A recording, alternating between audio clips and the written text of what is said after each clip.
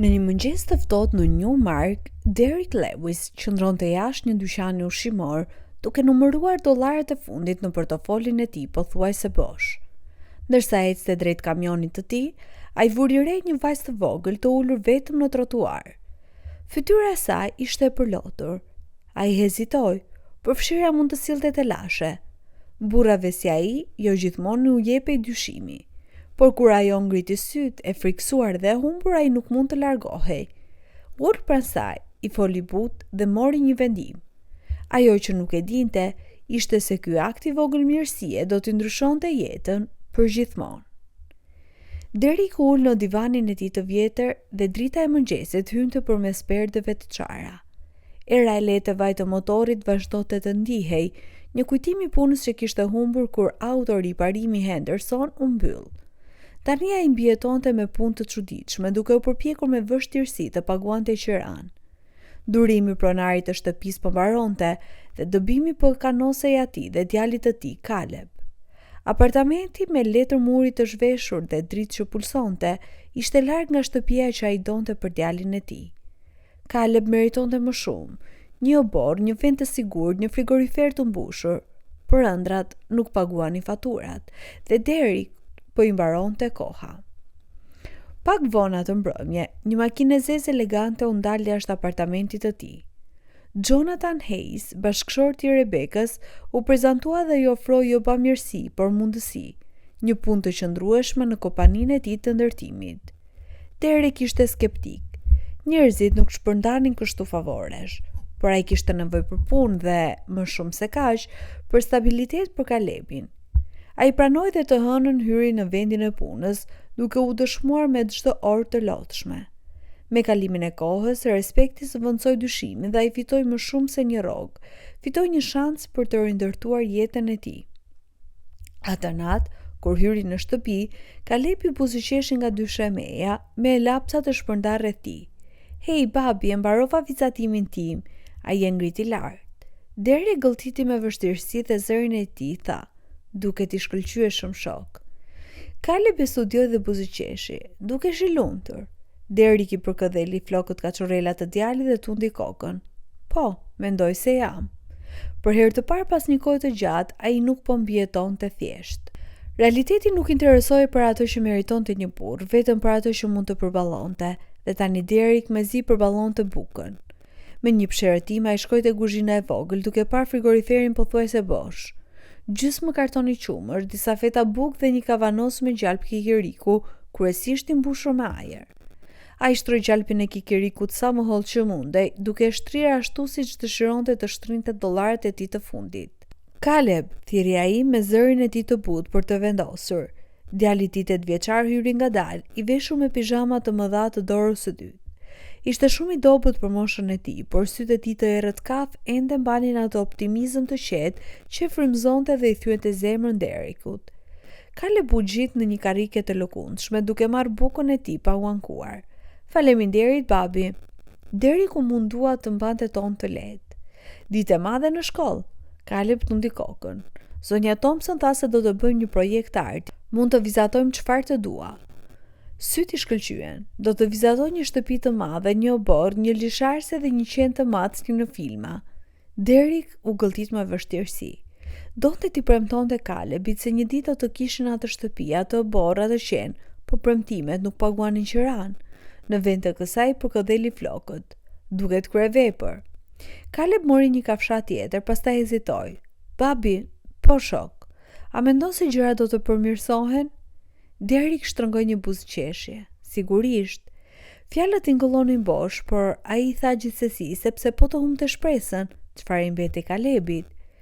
Djali tundi kokën, "Edhe unë mendoj kështu." Derek pësherëtiu. Kishte 2 ditë për të gjetur $600 për qiran. Kamioni i tij ishte një problem tjetër, po të ndalonte plotësisht, edhe shanset e tij për punë do të vdisnin.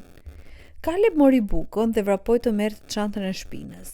Derek u mbështet pas, duke parë tavanin. Koha po i mbaronte, mundësitë po i mbaronin dhe ndoshta dhe shpresa. Ajri i mëngjesit ishte i freskët, ndërsa Derek shtrëngonte pallton, duke e shoqëruar Calebin në shkollë. Telly fliste për projektin e tij të artit dhe Derek dëgjonte sepse Caleb meritonte aq shumë. Te hyrja e shkollës ai ul për të rregulluar çantën e Calebit. Kaloj një ditë të mirë, kampion. Edhe ti, babi. Derek e pa atë të zhdukej mes turmës përpara se të nisej drejt dyqanit ushqimor. Një gallon qumësht, një bukë, gjalp kikiriku, çdo artikull i zgjedhur me kujdes. Te kasa numëroi paratë e mbetura, mjaftueshëm deri të premten, nëse asgjë nuk shkonte keq. Ndërsa doli jashtë, diçka i ra në sy. Një vajzë e vogël, jo më shumë se 6 vjeç, e ulur vetëm në trotuar. Shpatullat i dridheshin nga të qarat e lehta. Mbante një pallto roz të zbetë që duke shumë e pastër për atë anë të qytetit. Instikti i parë ishte të largohej, por pastaj mendoi për Calebin. Duke mallkuar në zë, ai ndryshoi drejtim dhe ul disa metra larg saj. "Hej, vogëlushe, je mirë?" Vajza u tremb. Sytë e saj ishin të zgjeruar nga frika. Derek e njinte atë shikim. E kishte parë më parë të njerëzit që shtrëngonin çantat më fort kur ai kalonte pranë, të shitësit që e vështronin më gjatë se të tjerët. Por tashintet të një fëmije lëndoi në një mënyrë që nuk e kishte pritur. "Nuk do të lëndoj," tha i butë. "Duket sikur ke nevojë për ndihmë." "Nuk po gjej dot mamin," tha ajo. Derek tundi kokën. "Mirë, do ta zgjidhim." Ai nxori një copë letër të rrudhur nga çanta e saj me një numër telefoni dhe adresë. Ai provoi të telefononte, asnjë përgjigje. Duhet të telefononte policinë, por mendimi për ta lënë atë të ulur në stacion të friksuar dhe vetëm nuk i pëlqente. "Do të çoj në shtëpi," tha ai. "Do të gjej mamin tënd bashk." Emily hezitoi. Kishte mësuar të mos u besonte burrave si ai. Ai ul përsëri. "E kuptoj, nuk e pse të vish me mua, por nuk do të lë vetëm.